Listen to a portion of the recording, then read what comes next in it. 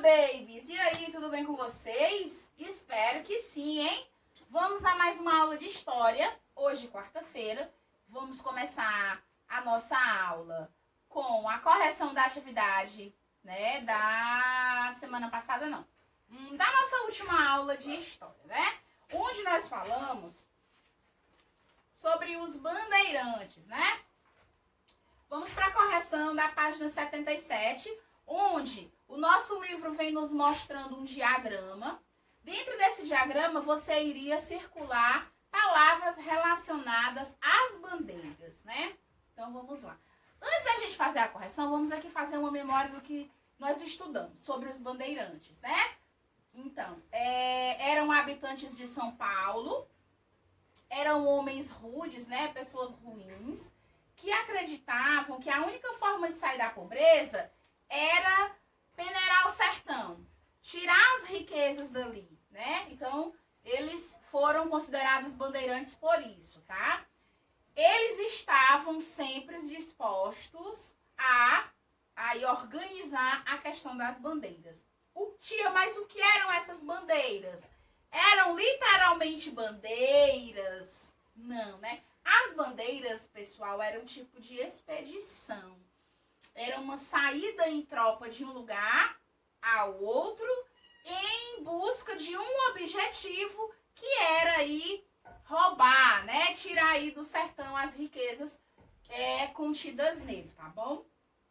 Ó, o nosso livro vem dando aqui a definição. Expedições particulares que partiam geralmente de São Paulo em busca de indígenas, ouro, pedras preciosas, né? Então, os bandeirantes eram mal vistos por conta da conduta, por conta do que praticavam, né? Eles roubavam, traficavam, né? Pedras preciosas, os índios e tal, tá? Então, vamos lá. Na questão 1, nós vamos encontrar paulistas, indígenas, missões, ouro, Minas Gerais, Mato Grosso e Goiás. Todas essas palavras relacionadas às bandeiras, tá? O nosso conteúdo de hoje é na 78, falando sobre o Gado do Sul, tá? Então, vamos lá. Olha só. Com a destruição das missões jesuísticas, Guairá, Itatim e Itape, pelos bandeirantes, o gado que ali vivia espalhou-se pelas Campinas do Sul. Atraídos por esses rebanhos sem dono, moradores de São Paulo, de Laguna, que fica em Santa Catarina, e de Desterro, atual Florianópolis, né, que mudou de nome. Antes era Desterro, hoje é Florianópolis, em Santa Catarina. Se lançaram sobre o gado selvagem. De posse desse gado, consumiam a carne e o leite e vendiam o couro. Teve início, assim, a ocupação do sul do Brasil. Lembra desse gado aqui que a gente falou em uma das nossas aulas sobre a criação do gado, né? O gado onde hoje é Nordeste. Lembra que a gente falou, né? Pronto, então vamos lá, dando continuidade.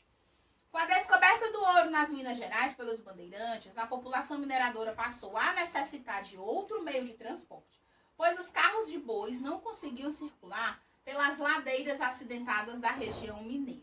O Sul passou, então, a fornecer para Minas Gerais mulas e jumentos, além de bois, vacas e o valioso charque, que é uma carne bovina salgada e seca pelo sol, né? Uma carne de boi, né?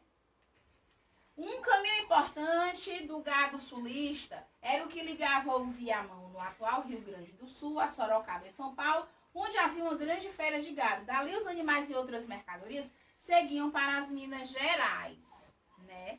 Então, no nosso livro vem mostrando aqui uma tela do Debré. Olha, ela foi pintada.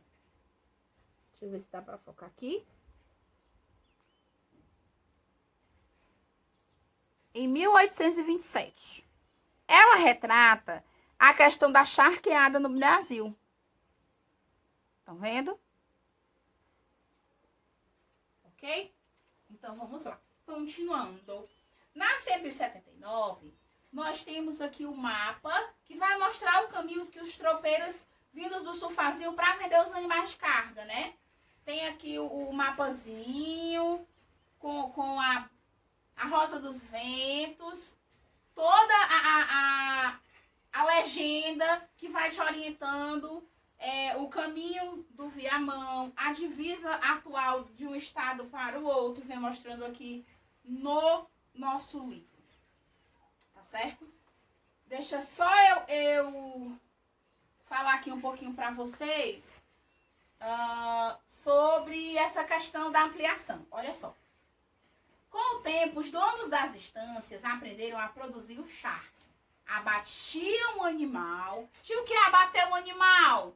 Eles matavam o animal, cortavam, né, a carne, os pedaços, salgavam e secavam a carne para que se conservasse por mais tempo. Isso permitiu a venda da carne para várias partes da colônia, bem como para o exterior. A maior parte da produção, contudo, era voltada para o mercado interno. Aí, pessoal, vocês já ouviram falar na carne de charque? Que a gente hoje compra os pacotinhos no supermercado, né? Que são as industrializadas, um pacotinho assim, quadradinho, pronto. Então, também tem gente que conhece como carne do sol. Eles abatiam o boi, né? Matavam lá o boi, faziam todo o processo do corte e tal, a retirada da parte e tal, da carne e tal. Salgava e colocava no sol para secar. Isso mesmo. Colocava no sol para secar. Ela demorava mais a se decompor, né? Ficava salgada, durinha. E aí surgiu a carne de charque, ou a carne do sol, como a gente chama, né? Então, vamos lá. O nosso livro vem mostrando aqui 3 perguntinhas para nós respondermos, certo? Sendo que a primeira e a segunda são questionamentos e a terceira é uma atividade, como se fosse uma atividade extra para você fazer numa folhinha avulsa. Que diz assim, a primeira: de que lugar os tropeiros saíam? E aonde eles chegavam? Ou seja, o ponto de partida e o destino final desses tropeiros. Tropeiros eram os homens que iam na tropa, né? Certo? No mapa é possível observar as cidades entre Viamão, no Rio Grande do Sul, e Sorocaba, em São Paulo. Então, Viamão era uma localidade, tá certo? Elas foram formadas a partir de um pouso de tropeiros, ou seja, de um lugar onde eles descansavam antes de seguir viagem. Cite 3 dessas cidades, uma delas na capitania do Rio Grande de São Pedro, outra na capitania de Santa Catarina e outra na capitania geral de São Paulo. Então, você vai olhar aqui no mapazinho, tem a localização bem direitinho, tem a localidade, tudo orientando vocês como deve ser feita essa questão, tá?